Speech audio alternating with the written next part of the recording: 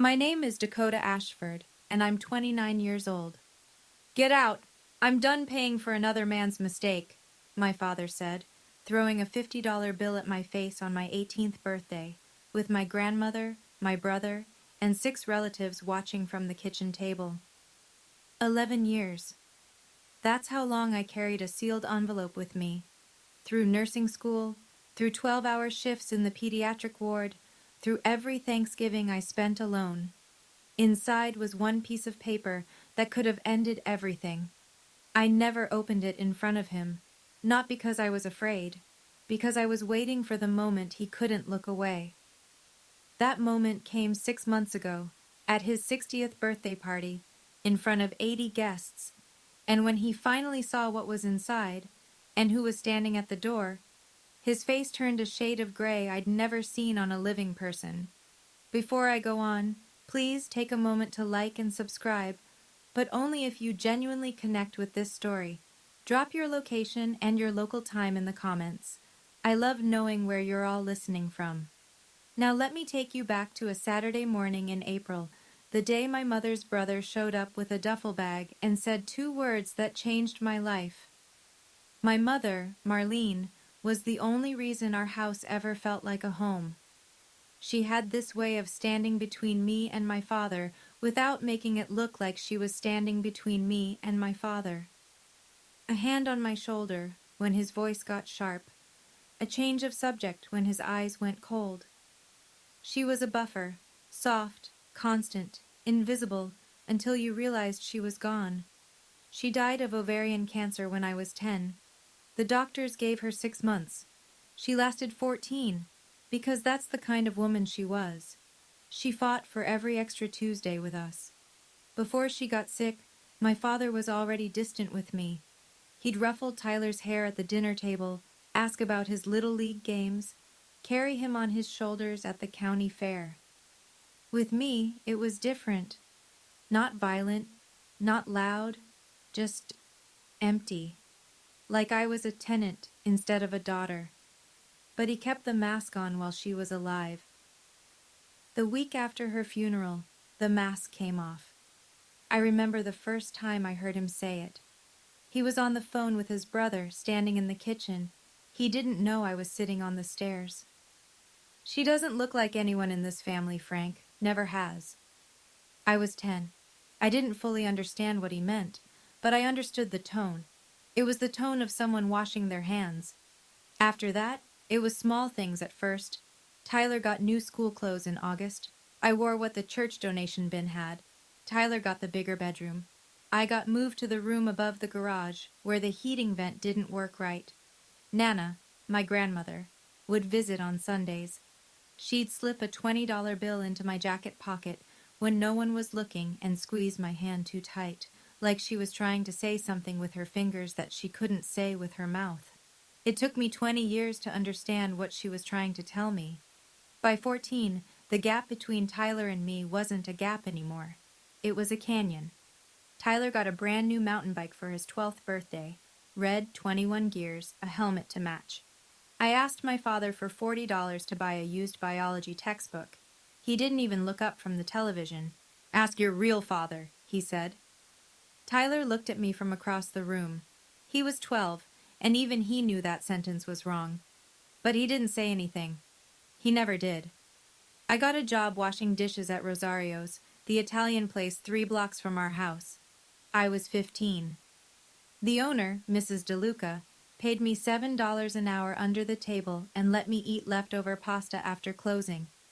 That was my dinner most nights. Tyler went to soccer camp that summer. 2 weeks upstate, $400. My father drove him there himself, loaded the car with new cleats and a sleeping bag from Dick's Sporting Goods. I stayed home. I worked doubles at Rosario's. I bought my own school supplies. The thing about being the invisible child is that you learn to build a life out of scraps. You learn that nobody is coming to save you. You learn that silence is not peace. It's just the sound of everyone agreeing you don't matter. Nana still came on Sundays, still slipped me money. But now when she looked at me, her eyes had something else in them, something heavier than pity. It looked like guilt. She'd hold my face in both hands and whisper, "You're a good girl, Dakota. Don't you ever forget that." I didn't understand then why she said it like an apology, like she owed me something she couldn't give. I understand now. The day I turned 18, I baked my own cake. Funfetti from a box. I'd bought it with tip money and made it after my shift at Rosario's. I set it on the kitchen counter, stuck a single candle in the center, and lit it with a match from the junk drawer. I wasn't expecting a party. I wasn't expecting anything.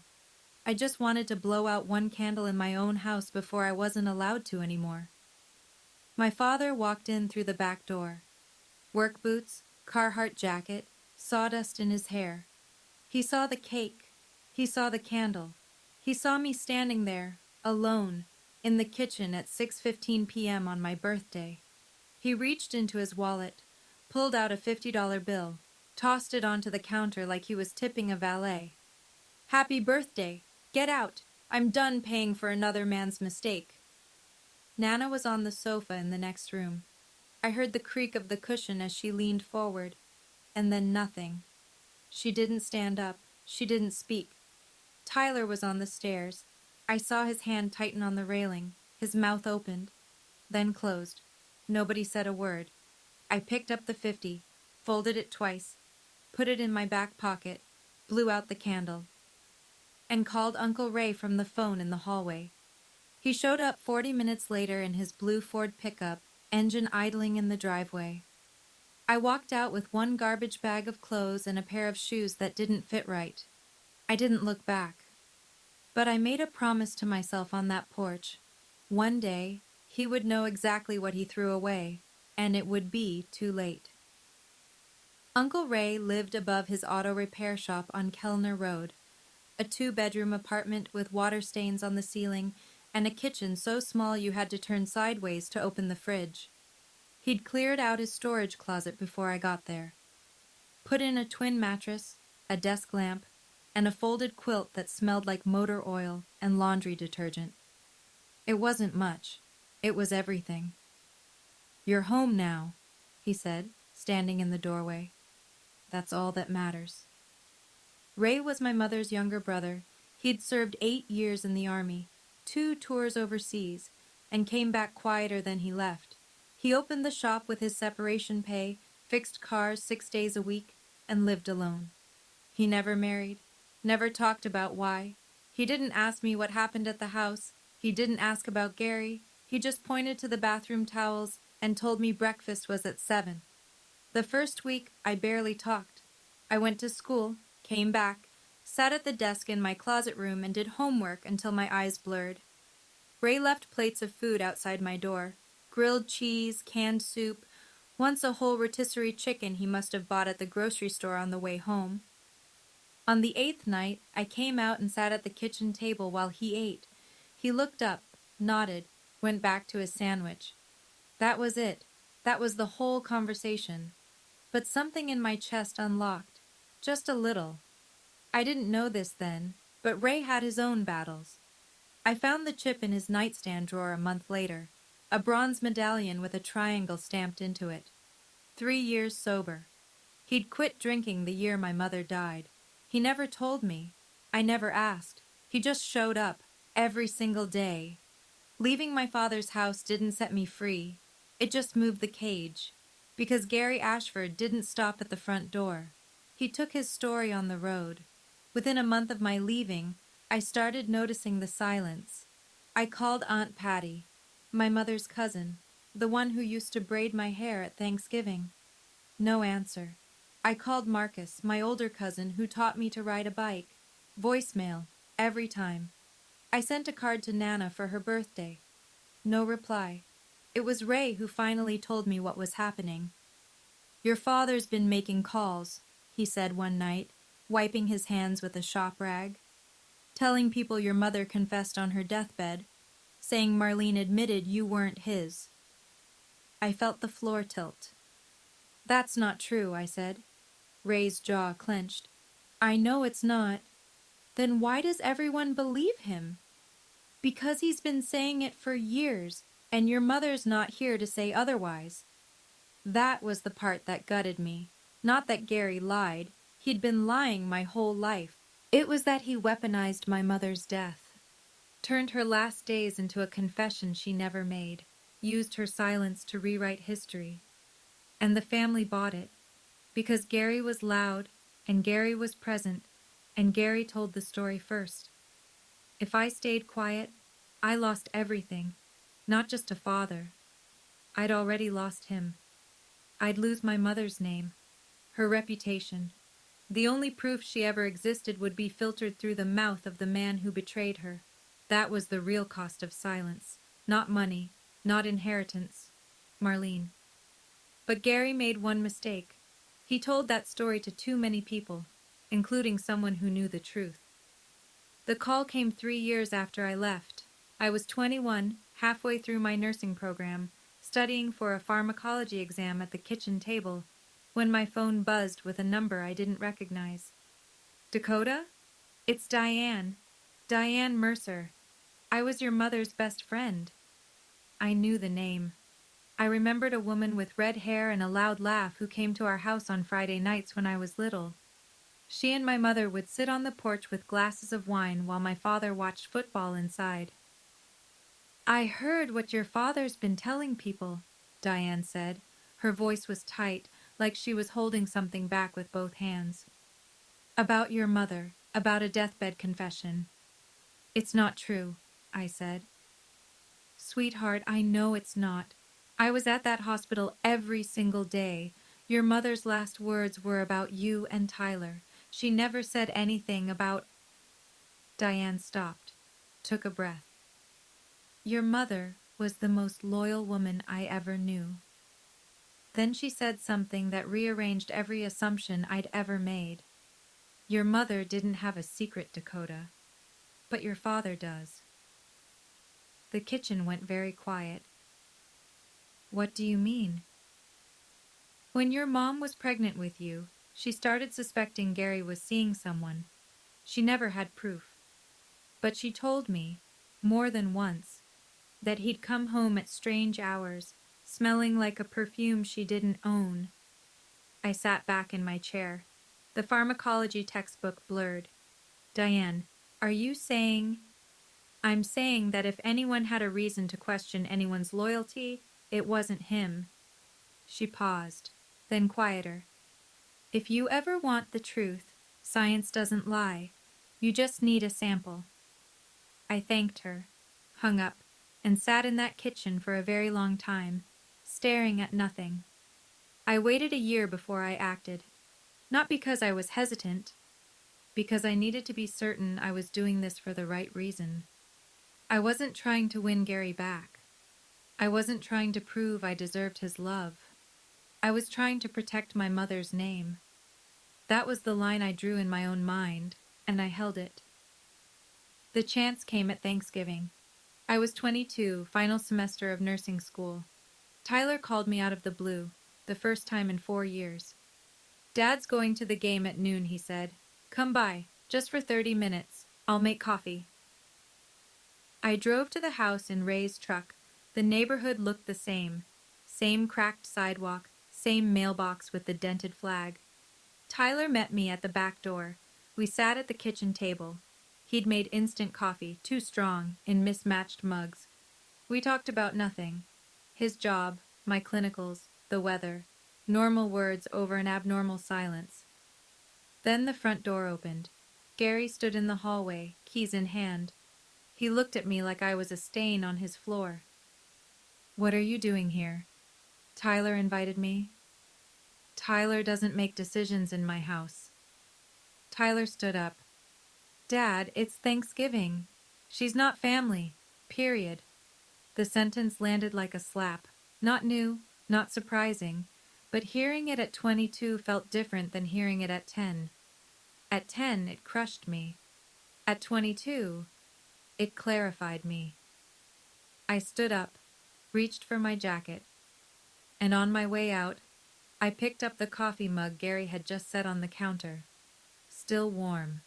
His fingerprints, his saliva, his DNA. I slipped it into my coat pocket and walked out the back door without looking back. Tyler followed me to the truck. "I'm sorry, Dakota. I'm so sorry."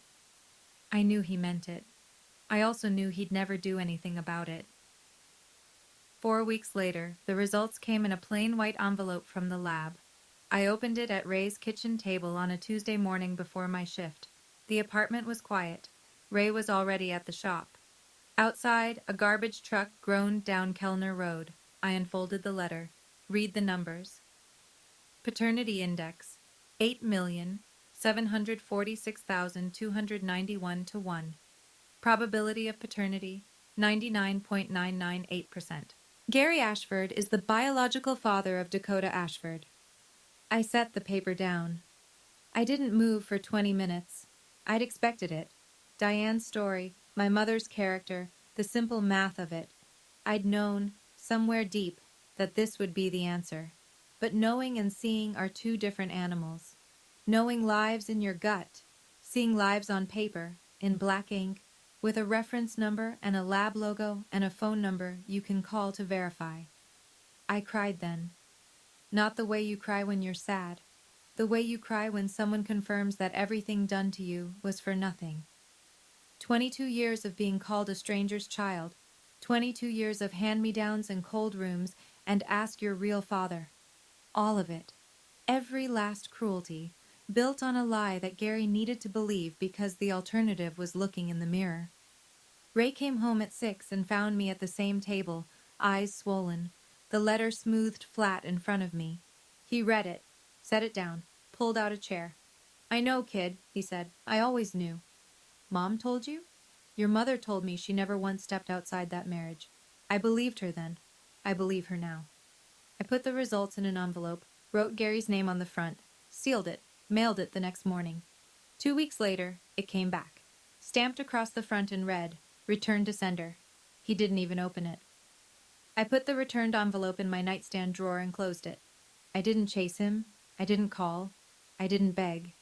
Instead, I built a life. I graduated nursing school that May, second in my class. Ray was in the front row, wearing a collared shirt I'd never seen before, clapping like I'd just won the Super Bowl. Nobody else from my family came. I got hired at St. Francis Community Hospital, pediatric ward. 12-hour shifts, rotating nights, more tired than I'd ever been, and more useful than I'd ever felt. I held newborns whose parents were too scared to hold them. I changed dressings on kids who didn't cry because they'd already learned that crying didn't help. I understood those kids. By 26, I'd saved enough for a down payment on a one-bedroom apartment on Linden Street. Nothing fancy. Popcorn ceilings, a radiator that clanked at midnight. But the lease had my name on it. Just mine. That was enough. Meanwhile, Gary stayed Gary. Tyler got married at 25. I wasn't invited. I found out through a Facebook post. Tyler in a rented tux. His bride Jenny smiling wide. Gary standing behind them with his arm around Tyler's shoulder, grinning like a man with no debts. No mention of me. No empty chair. No acknowledgement that the groom had a sister. I scrolled past it, closed my phone, went to work, but the family was starting to notice cracks. A few cousins had reached out to me over the years. Tentative, careful. They'd seen my nursing license posted online. They knew I was doing fine without Gary's help, and that quiet success made his story harder to sell. Then, Gary announced his 60th birthday party. 80 guests, catered, a banner and a microphone. He had something planned. I could feel it from 30 miles away. 6 months before that party, my grandmother died. Nana Ashford, 82 years old. Congestive heart failure. She went in her sleep, which was the gentlest thing that ever happened in that family. I didn't go to the funeral. Gary made it clear through Tyler that my presence would cause a scene. I sat in my apartment that night and looked at a photo of Nana holding me as a baby, one of the only pictures I had from that house. In it, she's smiling, but her eyes look like they're carrying something heavier than an infant. 3 weeks later, I got a call from a lawyer's office downtown. Nana had left something for me. Not money, not property. An envelope, sealed, handwritten instructions on the outside, for Dakota only, to be delivered after my passing. I drove to the office on my lunch break. The lawyer, a gray-haired woman named Mrs. Pratt, handed me the envelope across a polished desk. "Your grandmother arranged this 8 months ago," she said. "She was very specific about the recipient." The envelope was thick. The handwriting on the outside trembled. The pen strokes of a woman whose hands were failing, but whose mind was not. I opened it in my car, in the parking garage, with the engine off. Inside was a letter. 3 pages, written in blue ink on lined paper, the kind you'd tear from a spiral notebook. Nana started with an apology. She told me she'd known the truth for almost 30 years. She'd caught Gary with a woman named Karen in the back seat of his truck, parked behind the VFW hall 6 months before I was born. Marlene was 7 months pregnant. Gary begged his mother to stay quiet. Nana did, because he was her son, and she was afraid of losing him. She chose her son over the truth, and she spent the rest of her life living with what that cost. I read the letter 3 times in that parking garage. The second page named dates, places, details no one could fabricate. The VFW hall on Route 9, a Tuesday night in October. Karen worked at the county clerk's office. That's how Gary met her. Nana described the perfume she smelled on Gary's jacket the night she confronted him. Vanilla and something floral, cheap, not Marlene's. The third page was the part that broke me open. "Dakota, you were always my granddaughter. You were always Gary's child. Your mother never betrayed anyone. Your father did. And I helped him hide it by staying silent. I am sorry. I don't deserve your forgiveness, but you deserve the truth." Nana had signed it, dated it, and at the bottom, a notary stamp. Mrs. Pratt had witnessed the signature in her office. I called Diane that evening. "Nana wrote me a letter," I said. "She knew about Karen." Silence. Then, "She told you. You knew Nana knew?" Marlene suspected. She told me once. She thought Nana had seen something but was too scared of Gary to say it. Diane's voice cracked. "Your mother carried that alone, Dakota. She never had proof, just instinct." I sat on my couch with the letter in my lap, the DNA results from my nightstand beside it, and for the first time, I saw the full picture. Gary didn't hate me because I wasn't his. He hated me because I was. And every time he looked at me, he saw Marlene. And every time he saw Marlene, he remembered what he'd done. I wasn't the evidence of her sin. I was the evidence of his. I put both documents into a new envelope, sealed it, set it in my drawer. I wasn't going to find Gary, but if he ever came for me again, I'd be ready. I didn't have to wait long. 3 weeks later, Tyler called. It was a Wednesday night. I was folding scrubs on my bed when my phone lit up with his name, a name I hadn't seen on that screen in over a year. "Hey," he said. His voice was low, the way people talk when they're standing in a room with someone who might hear. "Hey, Dad's turning 60. There's a party, Saturday the 14th, 80 people. He doesn't want me there, Tyler. I want you there." A pause. "You're my sister." Something in my chest seized. In 27 years, Tyler had never said those words out loud, not once. Not in the kitchen when Gary made his remarks, not at the birthday with the $50 bill, not in any of the silence that followed. "Why now?" I asked. "Because Jenny's pregnant." His voice shook slightly. "And I've been thinking about what kind of family I want this kid to grow up in. And it's not what we had." I closed my eyes. "Tyler, if I show up, it won't go well. I know, but I'm asking anyway." I thought about it for 3 days, talked to Ray. He listened without interrupting, the way he always does, leaning against the counter, arms crossed, eyes steady. "What do you want to do?" he asked. "I want to go. For Tyler. For Mom." "Then go." "Will you come?" "I'll be outside, in the truck, in case you need to leave fast." That was Ray. No speeches, no drama, just a truck with the engine running and a man who'd never once let me down. Saturday morning I got dressed. White blouse, simple earrings, flats. I picked up the envelope from my drawer and slipped it into my bag, just in case. The party was in full swing when I pulled up. Gary's house, the house I grew up in, sat on a quarter-acre lot at the end of Maple Drive. The lawn had been mowed for the occasion. String lights zigzagged between the garage and the fence posts. A folding table by the gate held a cooler, stacks of paper plates, and a sheet cake with "Happy 60th, Gary" piped in blue frosting. I could hear country music from the Bluetooth speaker on the porch, voices layered over each other, the comfortable noise of people who belong somewhere. I parked on the street, checked my bag. The envelope was there, tucked between my wallet and a pack of tissues. Ray's truck was parked 2 houses down, engine off, windows cracked. He caught my eye in the side mirror and gave me a single nod. I walked through the gate. The backyard was full. 80 people, give or take. Aunts, uncles, cousins, neighbors, guys from Gary's plumbing crew, women from the church. Kids ran between legs. Someone was grilling burgers. The air smelled like charcoal and cheap beer and cut grass. A few heads turned when I walked in. Conversations stuttered. An aunt whose name I'd forgotten leaned toward the woman beside her and whispered something behind her hand. Tyler met me at the gate. He looked like he hadn't slept. "You came," he said. "I came."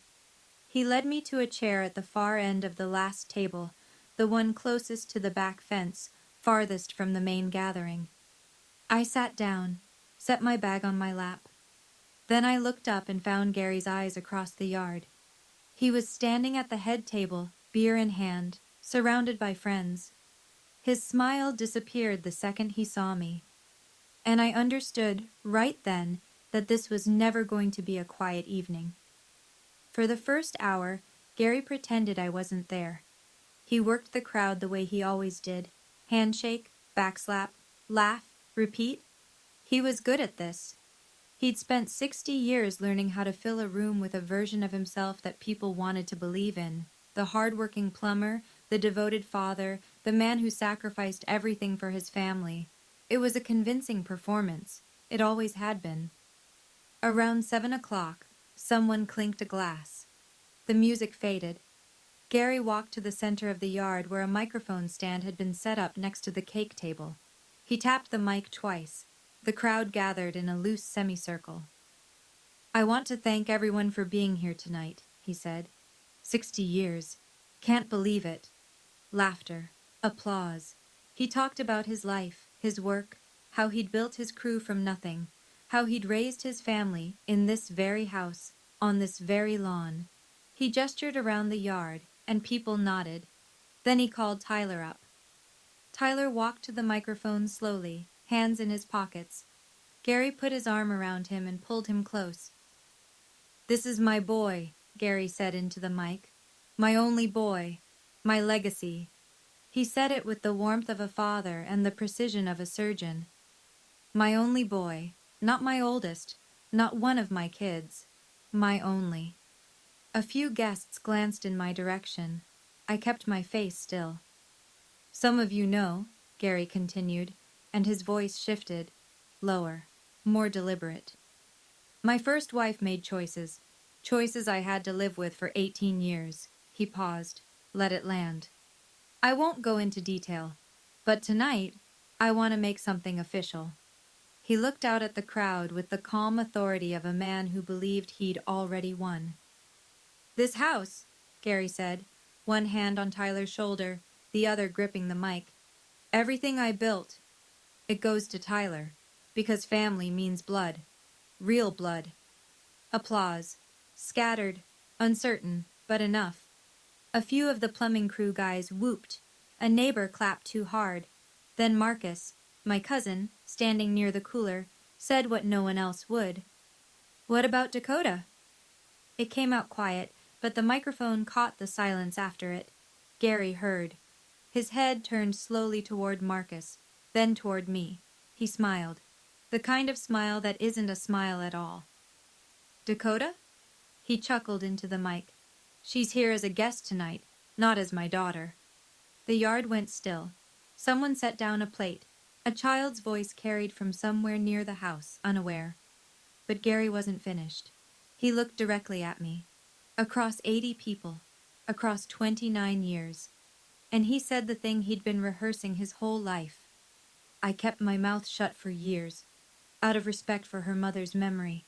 His voice was steady, practiced. "But since she decided to show up tonight, everyone deserves the truth. She was never mine." I felt every pair of eyes in that yard land on me. Diane Mercer, sitting at the next table, reached over and put her hand on my shoulder. Her fingers pressed hard. A message. "I'm here." I sat perfectly still. My hands were under the table, gripping the strap of my bag. My heart hammered so loud, I was sure the woman next to me could hear it, but my face didn't move. Because I'd been waiting for this, not hoping for it, not planning it, but prepared, the way you prepare for a storm when you've watched the sky turn dark for 29 years. Gary smiled at the crowd, triumphant. He had no idea what was in my bag. I stood up slowly. The chair scraped against the patio stone, a small sound that cut through the silence like a blade. Every head turned. I didn't raise my voice. I didn't rush. I spoke the way I speak to a parent at the hospital when I'm delivering results they didn't expect. Clear, measured, respectful. "Gary, you've spent 29 years telling that story." I paused. Let the sentence breathe. "Can I have 60 seconds to tell mine?" His smile faltered, just slightly, a crack in the plaster. He shrugged, gestured with the beer bottle. "Go ahead. Won't change the facts." "Thank you." I opened my bag, pulled out the envelope. It was thick, cream-colored, worn at the edges from years in a drawer. Gary's name was written across the front in my handwriting, the same handwriting from 7 years ago, the same envelope he'd mailed back without opening. I held it up so the people near the front could see. "Some of you might not know this," I said, "but 7 years ago I mailed this envelope to Gary. He sent it back, unopened, returned to sender." I turned it so the red stamp was visible. "He didn't want to know what was inside." A murmur rippled through the crowd. Gary's jaw tightened. "What is that?" he said. "This is what you were too afraid to open." I broke the seal. The paper tore cleanly. Inside were 2 documents folded together. I separated them, held the first one up. My hands were steady. My voice was steady. My whole body was a straight line drawn through 29 years of being told I didn't count. "I'm going to read 1 paragraph," I said, "and then I'm going to leave. And you can decide for yourselves what's true." 80 people held their breath. I unfolded the DNA results and read them out loud. Paternity test conducted by Midstate Genomics Laboratory, dated March 14, 2019. Sample A, cheek swab, Dakota Ashford. Sample B, saliva trace, Gary Ashford. I looked up. Gary's face was locked. The beer bottle in his hand had stopped halfway to his mouth. Paternity index, 8,746,291 to 1. Combined probability of paternity, 99.998%. I lowered the paper. Gary Ashford is the biological father of Dakota Ashford. The silence that followed wasn't empty. It was full, packed tight with the sound of 80 people recalculating everything they'd been told for the last 3 decades. Somewhere near the back, a spoon hit a plate. Someone inhaled sharply. A woman I didn't know covered her mouth with her hand. Gary spoke first. Of course he did. "That's fake." His voice was flat, controlled, but the color was draining from his face like water from a tub. "She fabricated it." I held the paper toward Marcus, who was standing closest. Lab name, phone number, and case reference number are printed at the bottom. Call them right now if you want. Marcus took the paper, read it slowly, looked up at Gary. It's from Midstate, Gary. It's legit. I don't care where it's from. The reference number is right here. Anyone with a phone can verify it in 5 minutes. Gary's mouth opened, closed, opened again. This doesn't prove anything, he said. But his voice had changed. The command was gone. What was left sounded thin, hollow, like a man standing on a floor that had just started to crack. I didn't argue with him.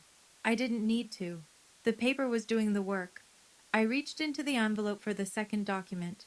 The DNA is only half of it, I said. I unfolded the second document. 3 pages of lined paper covered in shaky blue handwriting. The crowd leaned in, the way people do when they sense the ground is about to shift again. This is a letter, I said. Written by Nana. Your mother, Gary. Written 3 months before she died. Notarized by her attorney. Something crossed Gary's face. Not anger. Something older. Fear. My mother wouldn't... She did. I didn't read the whole letter. That wasn't mine to share. I read 2 sentences. The only 2 that mattered. I caught Gary with a woman named Karen behind the VFW hall in October, 6 months before Dakota was born. Marlene never cheated.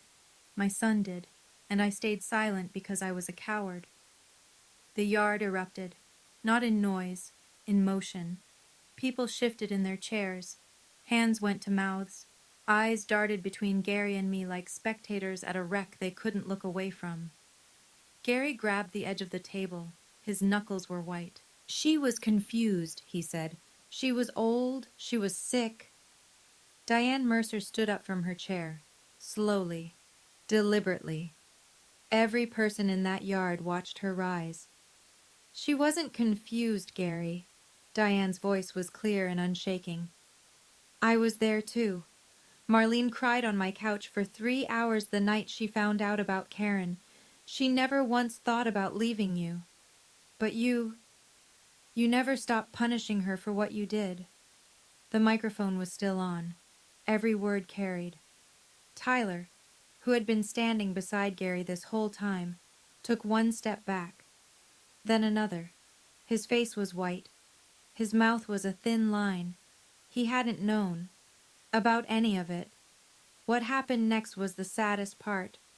Not because I felt sorry for Gary, because I watched a man try to save a lie that had already died, and he couldn't stop himself. "This is my birthday!" Gary shouted. His hand slammed the table. Paper plates jumped. A cup of soda tipped over, and nobody picked it up. You planned this. You came here to destroy... I came because Tyler asked me to. She's trying to get the house. She's been scheming. I don't want your house, Gary. My voice was level. I made sure of that. I have my own home. I pay my own rent.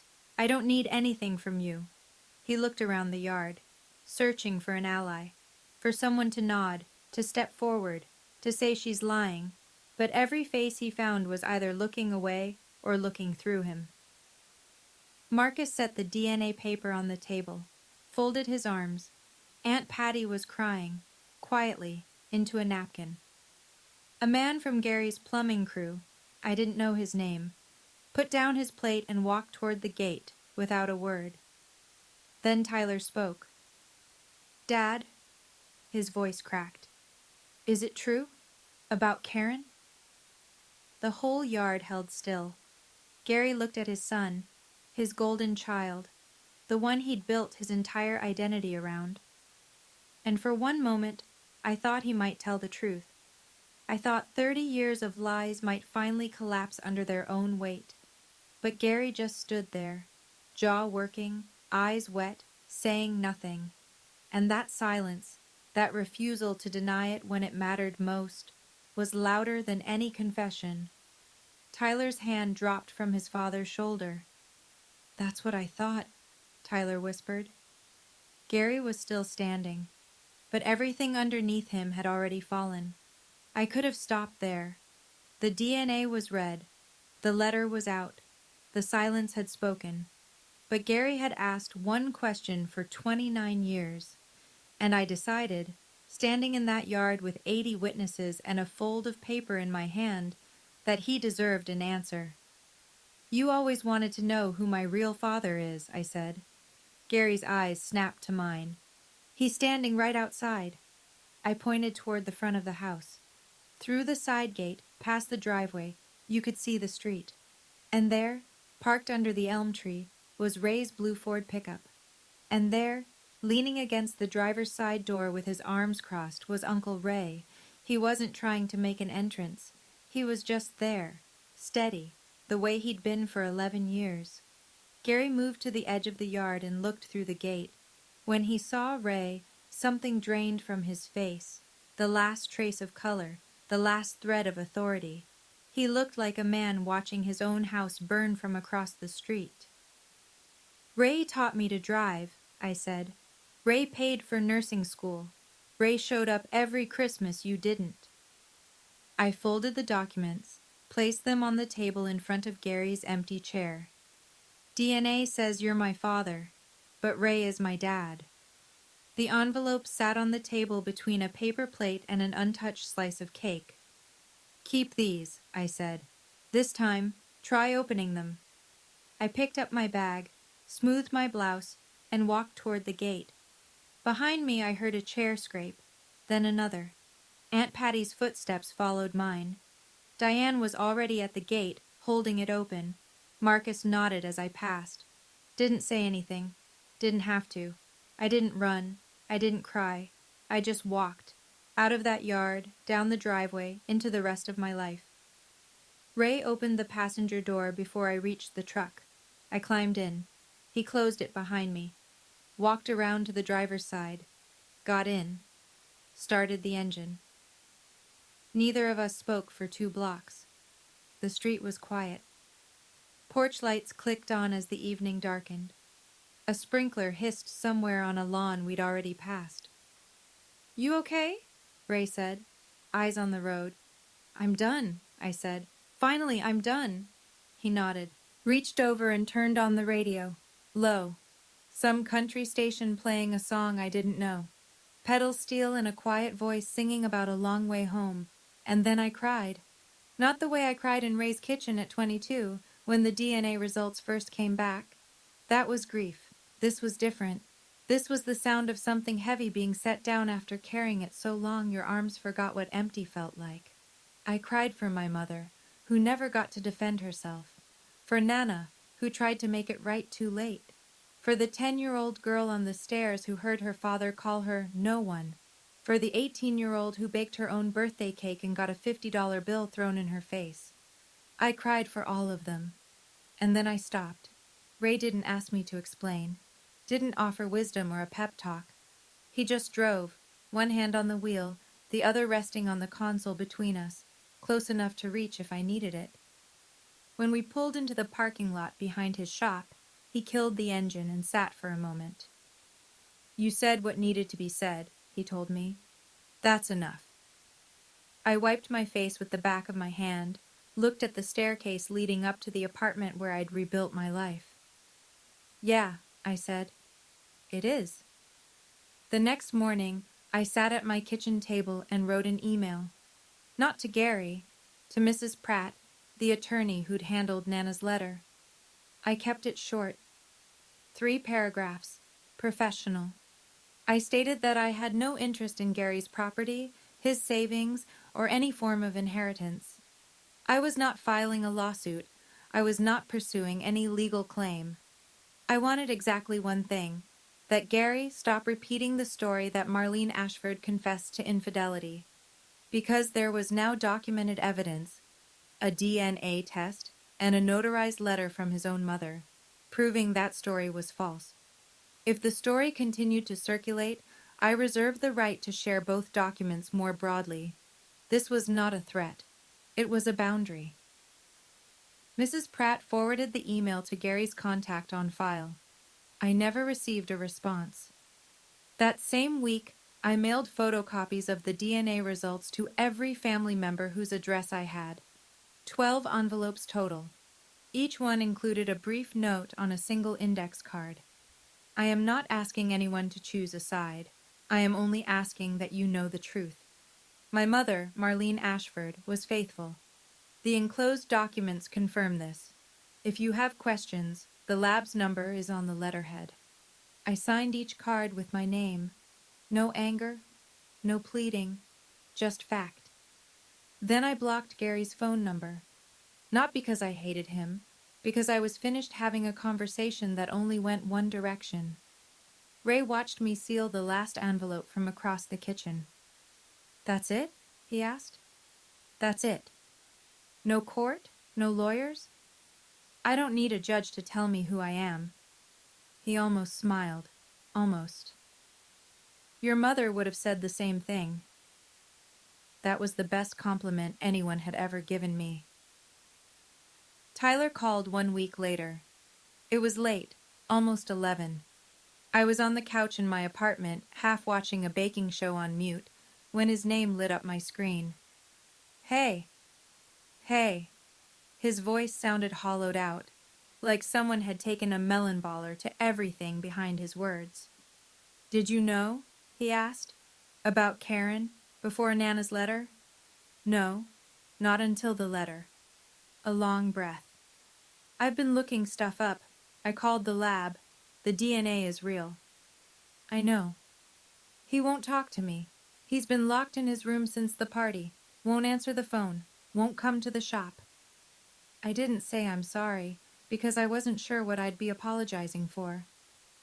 "The party ended right after you left," Tyler continued. "Half the guests walked out within 10 minutes. Dad sat at the head table by himself until it got dark. I had to go out and bring the food inside. He didn't move." I pictured it. Gary alone at a decorated table, surrounded by empty chairs and string lights buzzing in the dark. I waited for satisfaction to arrive. It didn't. Just a dull ache in a place I thought had scarred over. "Tyler, you don't have to choose between us. I know. But I'm done pretending." "I know that too." There was a pause. Then Tyler's voice shifted, softer, almost shy. "Jenny's due in 4 months. It's a girl." My hand tightened on the phone. "Jenny told me something last week," he said. "She said, 'If you ever treat our daughter the way your father treated Dakota, I will walk out that door and never come back.'" He was crying now, quietly, the way men cry when they've only just learned how. "I want her to know her aunt, Dakota." "She will," I said. "I promise." The fallout didn't come in a wave. It came like leaks, slow, steady, impossible to plug. Within 2 weeks of the party, 3 men from Gary's plumbing crew quit. All 3 had known Marlene. One of them, a guy named Dennis who'd been with Gary for 11 years, told Tyler on his way out, "I can't work for a man who'd do that to his own kid." Gary's crew went from 6 to 3 overnight. He lost a commercial contract with a property management company because he couldn't staff the job. Money didn't dry up, but it shrank. And in a small town, when your crew walks out, people notice. The church noticed too. Gary had been a deacon at Grace Hill Community for 15 years. Not a role that pays, a role that matters. It meant he read scripture on Sundays, organized the food drive in November, shook hands in the lobby. Pastor Collins called Gary in for a private meeting. I don't know what was said. But the following Sunday, Gary's name was missing from the bulletin. A woman named Linda read the scripture instead. Neighbors adjusted. The Hendersons, Barb and Tom, both in their 70s, who'd lived next door since before I was born, brought a tin of cookies to Ray's shop one afternoon. "For Dakota," Barb said, pressing the tin into Ray's hands. "Marlene was the kindest woman on this street. We should have said something sooner." Ray put the cookies on the kitchen table that night. I ate 3 and cried a little, because sometimes kindness hits harder than cruelty. Marcus posted something short on Facebook. "Truth has a way of finding daylight." He didn't tag anyone. He didn't have to.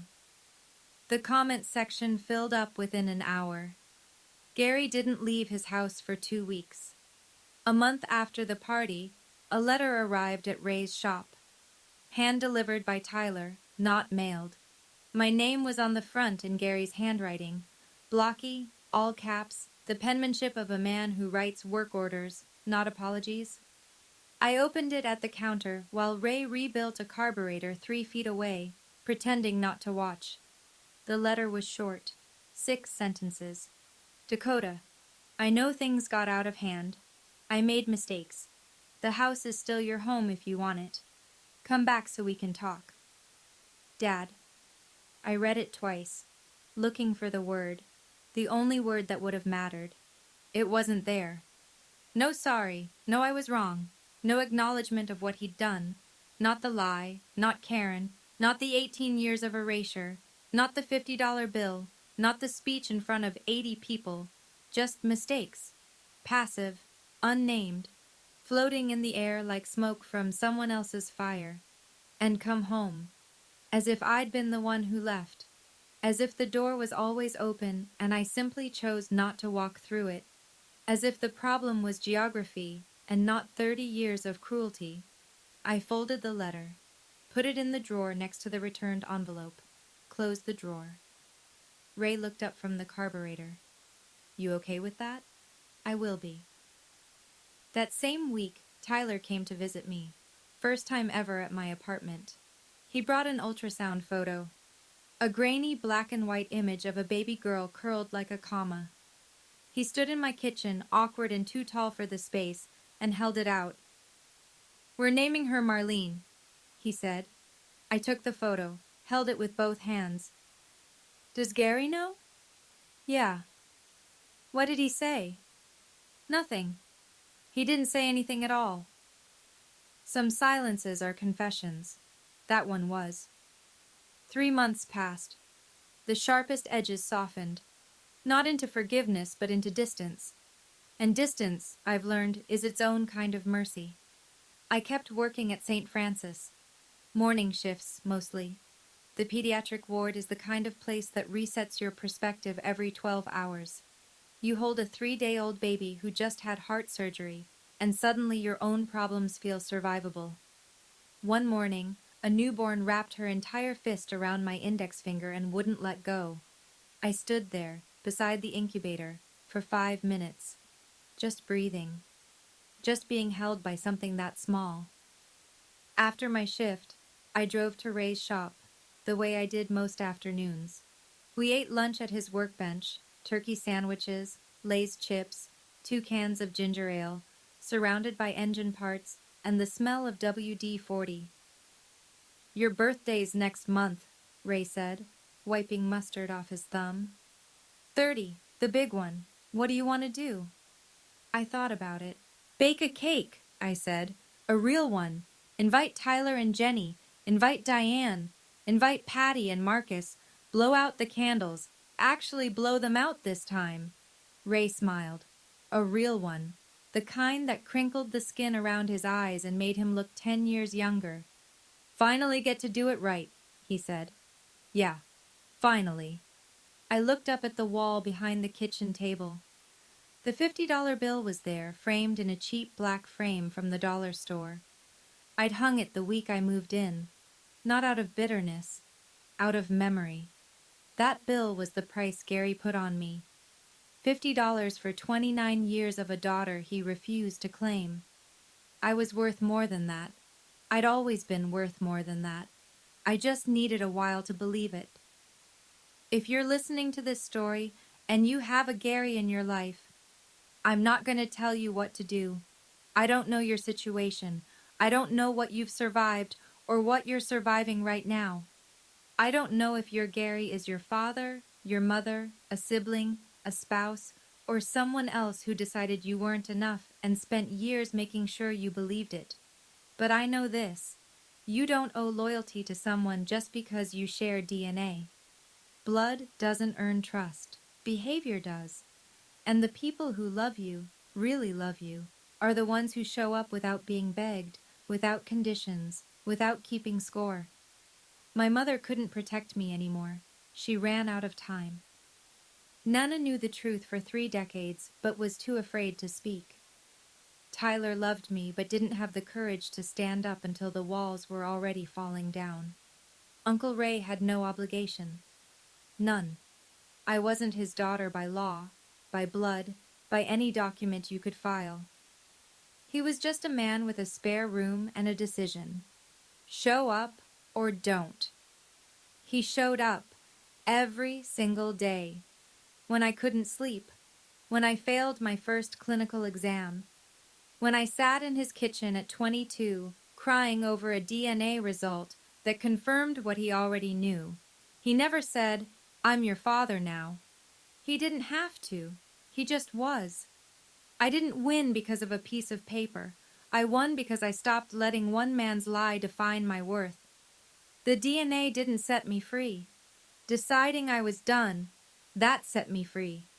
Setting a boundary isn't revenge. It's the first time you choose yourself. If nobody's told you that today, I'm telling you now. So here's where things stand. I'm 29, about to turn 30. I still work the pediatric ward at St. Francis. I still eat lunch at Ray's workbench on Tuesdays and Thursdays. He still makes the sandwiches too thick, and I still don't complain. Tyler calls me every Sunday. It's the first real relationship we've ever had, not built on a shared house or a shared father, but on the simple choice to pick up the phone. Jenny sends me photos of her growing belly. The nursery is painted soft yellow. There's a name stenciled on the wall in white cursive letters. Marlene. Baby Marlene was born 2 months ago, 7 pounds, 4 ounces, at 3:47 in the morning. I was in the waiting room. Tyler came through the double doors, scrubs wrinkled, eyes red, grinning so wide it looked like his face might split. "You want to hold her?" I held my niece.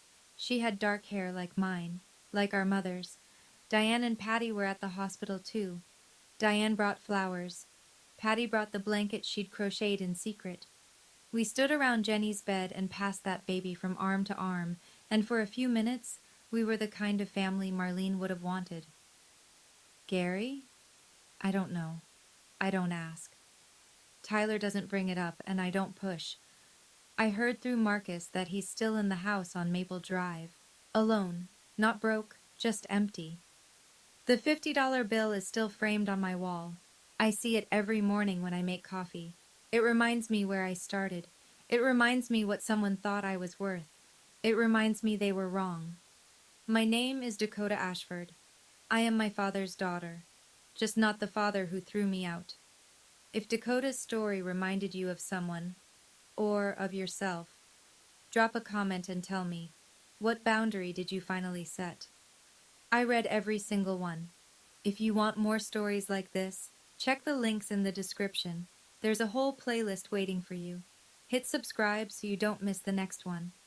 Thanks for being here, truly. I'll see you in the next story.